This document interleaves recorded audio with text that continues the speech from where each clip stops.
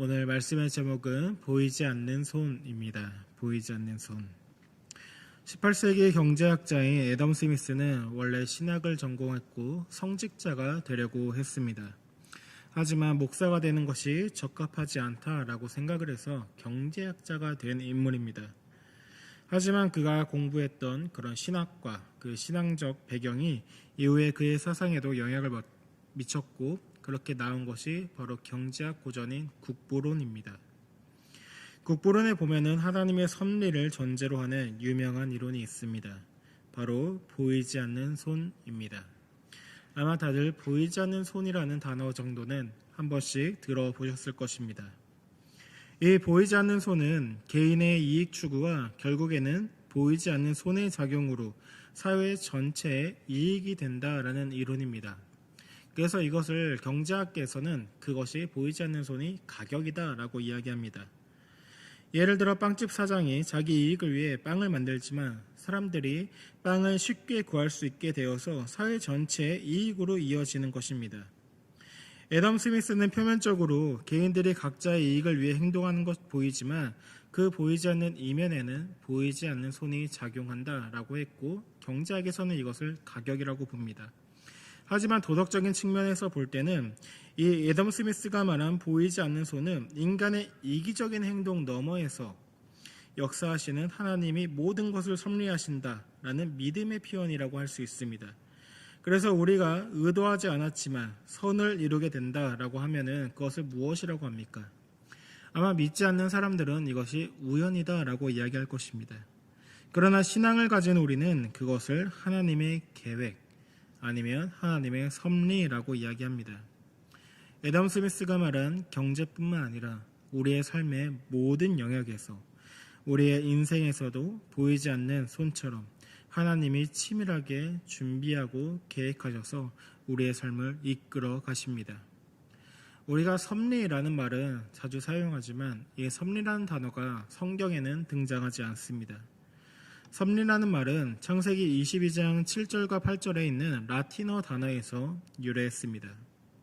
이삭이 아브라함에게 번제할 어린 양이 어디 있습니까? 라고 했을 때 아브라함이 이삭에게 내 아들아 번제할 어린 양은 하나님이 친히 자기를 위하여 준비하시리라 라고 했을 때 이 준비라는 라틴어 단어가 바로 섭리입니다.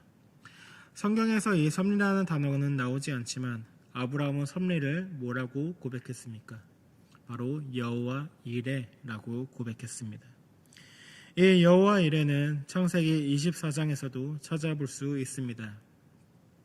우리가 창세기 24장을 쭉 살펴보게 되면 이 창세기 24장의 내용은 아브라함의 종이 그 주인의 지시에 따라 이삭의 아내 리브가를 찾으러 가는 그런 내용인 것처럼 보입니다. 그래서 가장 많이 등장하는 아브라함의 종이 24장의 주인공으로 많이 이야기됩니다. 하지만 자세히 들여다보면 이 24장은 하나님께서 이미 모든 상황을 예비하시고 적절한 때에 적절한 사람을 만나게 하시는 보이지 않는 손길이 있었음을 보게 됩니다. 창세기 24장은 하나님께서 아브라함에게 복을 주셨다라는 내용으로 시작합니다. 우리가 24장 1절 같이 읽어보도록 하겠습니다. 아브라함이 나이가 많아 늙었고 여호와께서 그에게 범사에 복을 주셨더라. 아멘. 1절에서 아브라함이 나이가 많아 늙었다라고 되어 있습니다. 이 나이가 많아 늙었다라는 것은 주로 이제 생의 마지막 순간에 등장하는 표현입니다. 이 말은 아브라함이 이제 곧 죽게 되고 24장에서 하는 일이 그의 마지막 업적이 될 것이다. 마지막 일이 될 것이다 라는 것을 암시하는 것입니다. 그런데 하나님께서 뭐라고 말씀하셨죠? 아브라함에게 복을 주셨다라고 말합니다. 하나님께서 아브라함에게 복을 주실 것이다. 내가 너를 축복할 거다. 라고 그렇게 이야기한 경우는 많이 있었지만 24장 1절처럼 명확하게 복을 주셨다라고 말한 경우는 처음입니다. 이제 아브라함이 하는 모든 일에 하나님께서 복을 주셨다라는 것이 바로 24장을 읽어가는 키워드가 될 수 있습니다. 그렇기 때문에 24장을 읽는 우리는 아브라함이 이제 마지막으로 하는 일이 하나님께서 어떻게 개입하실까? 어떻게 역사하셔서 인도하실까? 그것을 기대하며 읽어 내려갈 수 있는 것입니다.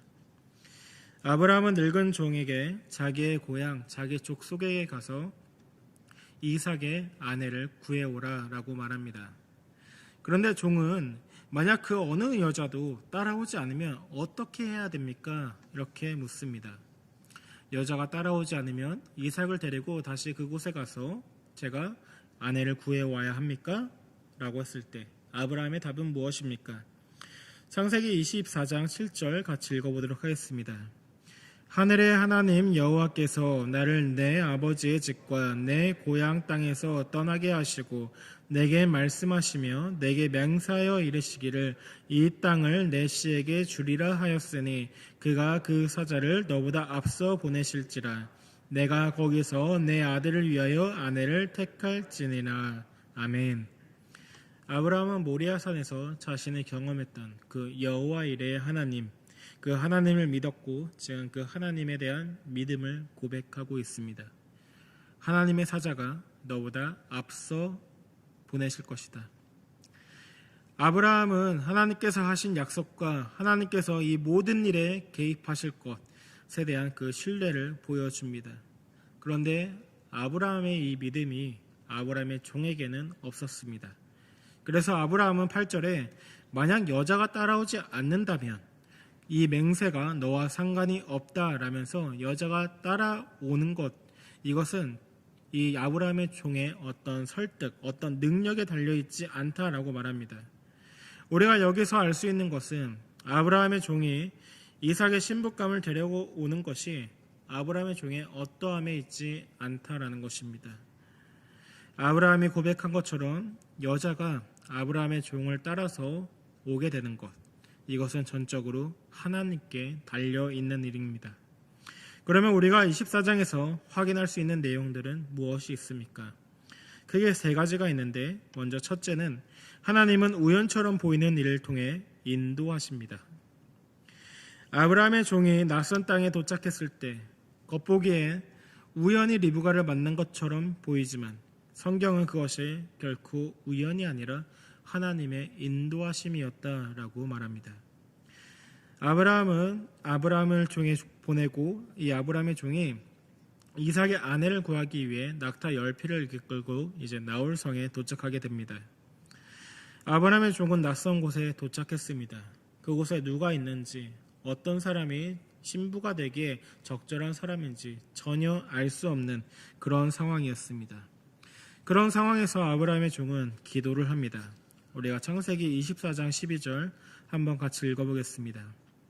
그가 이르되 우리 주인 아브라함의 하나님 여호와여 원하건대 오늘 나에게 순조롭게 만나게 하사 내 주인 아브라함에게 은혜를 베푸시옵소서.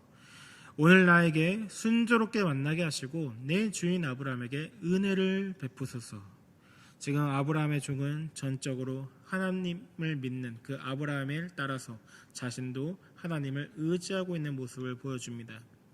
그러면서 우물 곁에 서 있다가 나오는 한 여인에게 내가 말을 걸어 물을 달라고 할 때 나에게 물을 줄 뿐만 아니라 내가 데리고 있는 낙타에게도 그 물을 주는 사람이 바로 하나님께서 정하신 자이고 하나님께서 아브라함에게 은혜를 베푸심을 알겠다라고 기도합니다. 그런데 15절에 보면은 이 아브라함의 종이 말이 다 그치기도 전에 끝나기도 전에 리브가가 나타나는 것을 보게 됩니다. 게다가 리브가는 아브라함의 종이 기대한 것보다 더 적극적인 태도로 기준에 부합하는 행동을 합니다. 종은 단순히 자신에게도 물을 주고 낙타에게도 물을 주는 것을 기대했습니다. 이것은 인자한 성품을 가진 사람을 걸러내기 위한 그런 기준이었습니다. 단순히 이방 지역에 온 자신에게 물을 줄 뿐만 아니라 한 걸음 더 나아가 낙타에게까지 물을 주는 사람, 그런 사람을 찾은 것입니다. 물론 이방인에게 물을 주는 것, 이것만으로도 충분히 친절하다고 할 수 있습니다. 그런데 거기서 더 나아가 낙타에게까지 물을 주는 그런 특별함을 이 종은 보고 싶었던 것입니다. 그런데 하나님께서는 어떻게 역사하셨습니까? 리브가를 보내셨는데 리브가가 단순히 종과 낙타에게 물을 주는 것으로 그치는 것이 아니라 낙타 10필이 물을 마시기를 그칠 때까지 계속해서 끊임없이 물을 길러다가 준 것입니다. 하나님께서 아브라함의 종의 기도를 들으시고 개입하자 처음에 그 만족하기 쉽지 않다라고 생각했던 그 조건을 만족하고도 충분히 남을 만큼 리브가가 더 높은 수준에서 행동하는 것을 통해 리브가가 하나님께서 예비하신 이삭을 위해 택하신 자라는 것을 분명하게 보여주신 것입니다. 게다가 리브가는 아브라함이 원하는 아브라함의 친척 나홀의 아들 부두엘이 낳은 딸이었습니다. 그래서 아브라함의 종은 26절과 27절에 하나님께 경배하며 기도합니다. 우리가 26절과 27절 같이 읽어보도록 하겠습니다. 이에 그 사람이 머리를 숙여 여호와께 경배하고 이르되 나의 주인 아브라함의 하나님 여호와를 찬송하나이다. 나의 주인에게 주의 사랑과 성실을 그치지 아니하셨사오며 여호와께서 길에서 나를 인도하사 내 주인의 동생 집에 이르게 하셨나이다 하니라. 아멘. 7절에서 아브라함이 뭐라고 고백했습니까? 여호와께서 그의 사자를 너보다 앞서 보내실 것이다. 그것에 대한 그 믿음의 응답이 지금 이루어진 것입니다. 그리고 아브라함의 종은 그 기도가 응답되었음을 나를 인도하사라고 그렇게 표현합니다.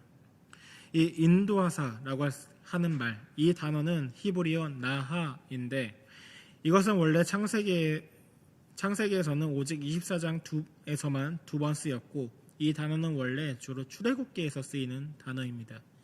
출애굽한 이스라엘 백성들을 광야에서 인도하시는 하나님, 그 하나님을 묘사할 때 쓰는 단어가 주로 나하입니다. 그런데 아브라함의 종은 지금 자신의 기도가 응답된 것을 통해 27절에서 한번 그리고 48절에서 다시 한번 하나님의 인도하심과 은혜에 대해 찬송하는 내용으로 2번 사용하고 있는 것입니다. 이처럼 창세기 24장은 하나님의 보이지 않는 손이 작용한다라는 것을 보여줍니다. 아브라함에게 복을 주신 하나님께서 아브라함의 기도를 들으실 뿐만 아니라 그의 종 아브라함의 종이 하는 기도에도 응답하시고 은혜를 베푸시는 그 보이지 않는 손으로 인도하시는 것을 보게 되는 것입니다.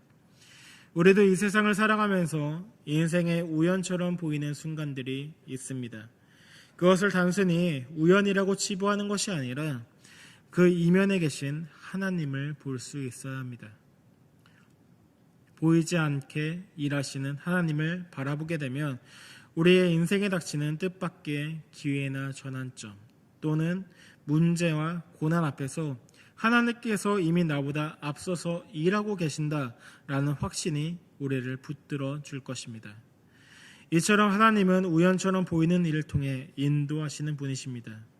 표면적으로 보이는 사건 이면에 역사하시는 하나님을 바라볼 수 있기를 원합니다.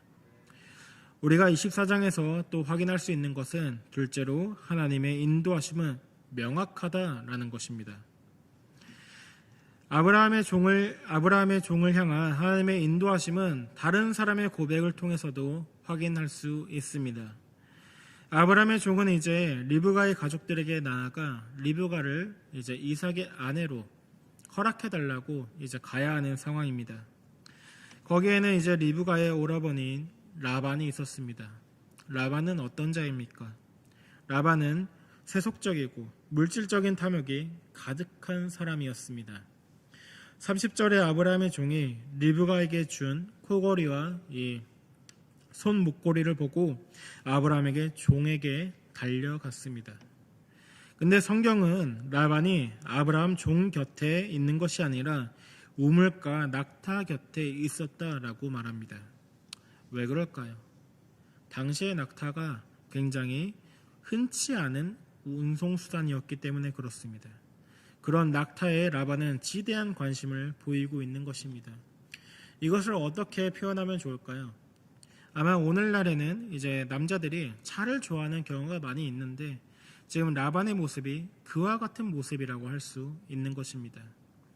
그런데 이런 라반의 입에서 아브라함의 종을 여호와께 복 받은 자여라고 말하도록 합니다.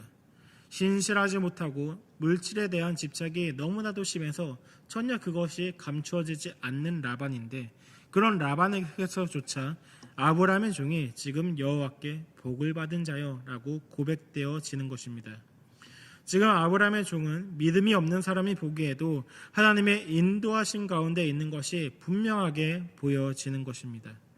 그리고 아브라함의 종은 그 하나님의 인도하신 가운데 있는 자답게 리브가의 가족에게 리브가와 자신 사이에 있었던 일을 설명할 때 약간의 해석을 가미해서 같은 말을 이제 설명합니다. 예를 들어 리브가가 적극적인 행동을 해서 자신의 마음을 충족시켰는데 그것에 대해서는 오히려 축소해서 말하고, 반대로 종이 기도했던 그 충족하기 어려운 조건들을 이루시는 하나님의 섭리에 대해서 강조하는 것입니다. 그래서 아브라함의 종은 리브가의 적극적인 행동이 아니라 바로 자신의 기도와 하나님께서 자신의 기도에 응답하시고 이루어진 것에 초점을 맞추도록 하고 있습니다. 그리고 49절에 리브가의 가족들에게 묻습니다. 우리 같이 한번 읽어보도록 하겠습니다.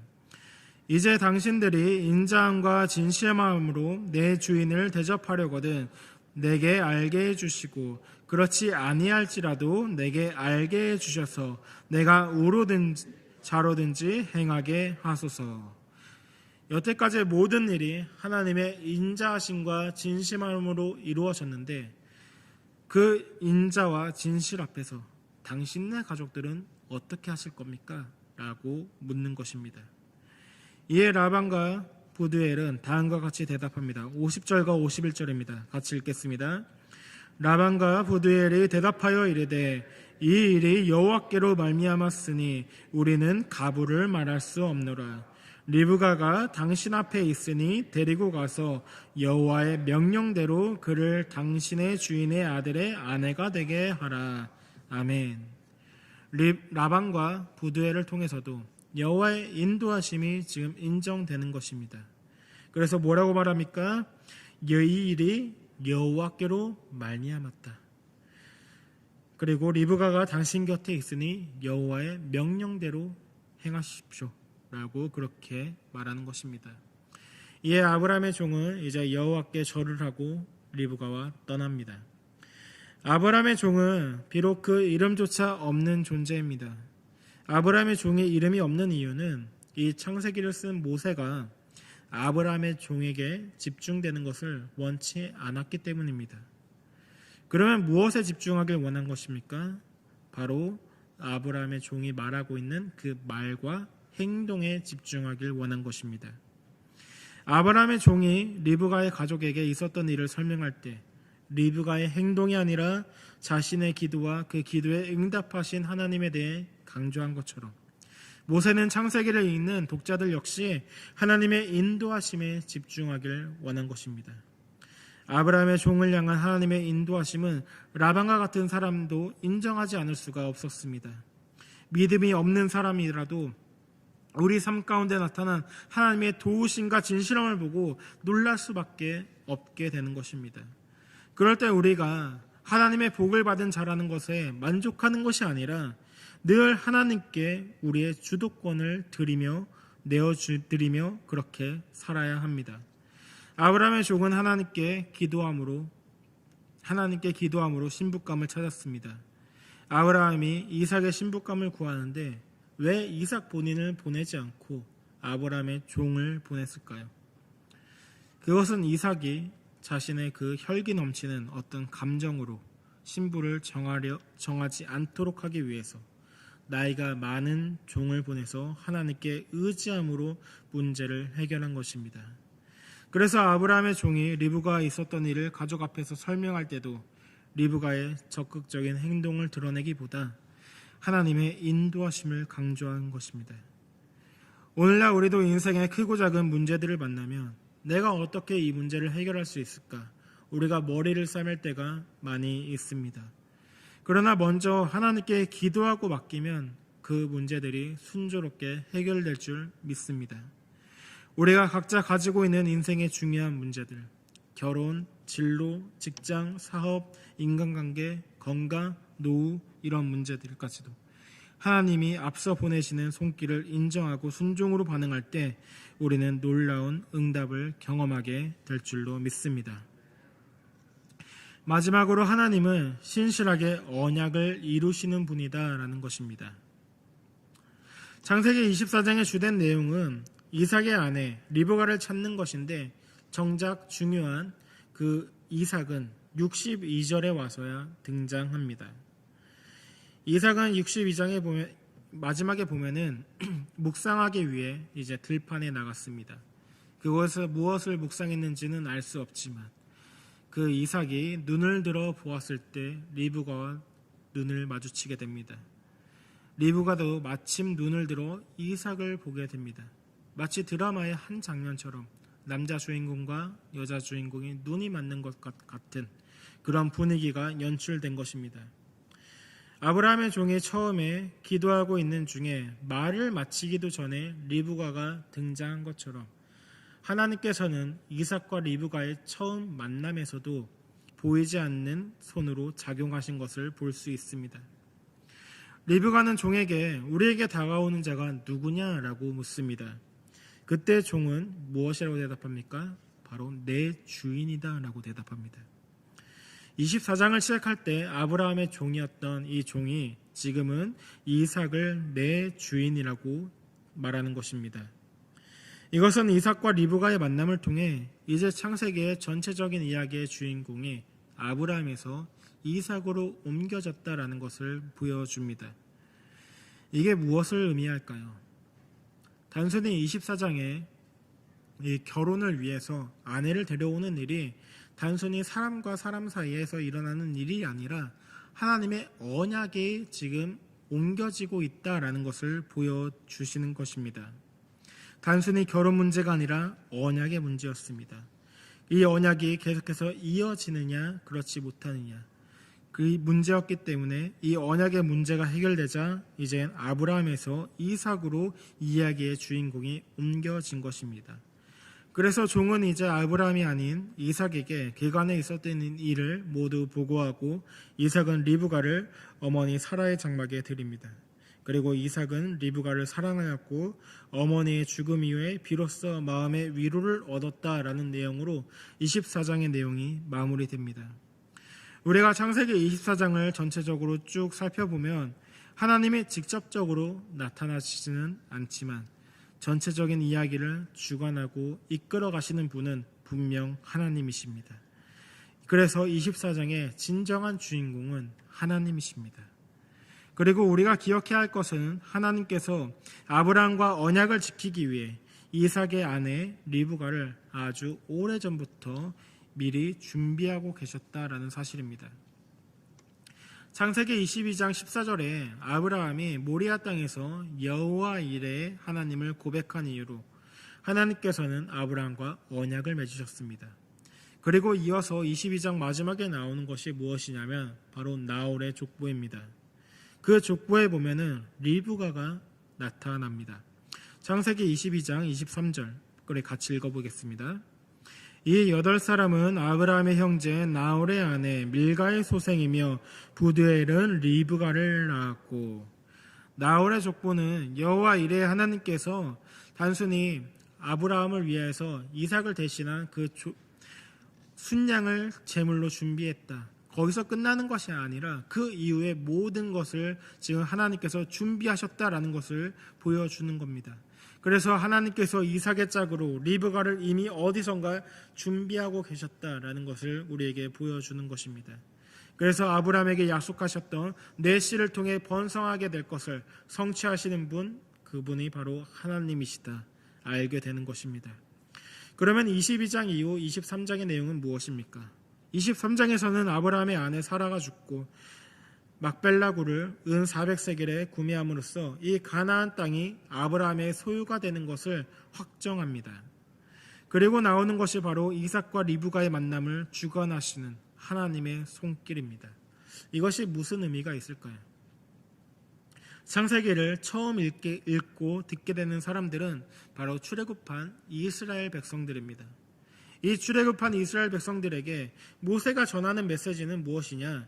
하나님은 반드시 언약을 이루시는 신실하신 분이다라는 것입니다. 하나님은 눈에 보이지 않고 너에게 일어난 일들이 마치 우연처럼 보이지만 결코 우연이 아니다. 다 하나님의 섭리이고 인도하심이다. 여호와 이레 하나님께서 이삭의 아내로 리브가를 준비하셨고 때가 되었을 때 이삭과 리브가를 만나도록 인도하셨다. 아브라함이 산 막벨라 굴도 그러면 어떻다라는 겁니까? 마찬가지다라는 겁니다. 미래의 준비가 되었고 아직 이루어지지만 않았을 뿐이다라는 겁니다.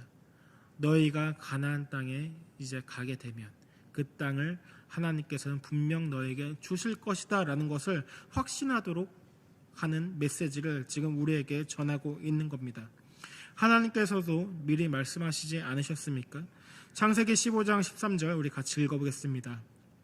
여호와께서 아브라함에게 이르시되 너는 반드시 알라 내 자손이 이방에서 객이 되어 그들을 섬기겠고 그들은 400년 동안 내 자손을 괴롭히리니.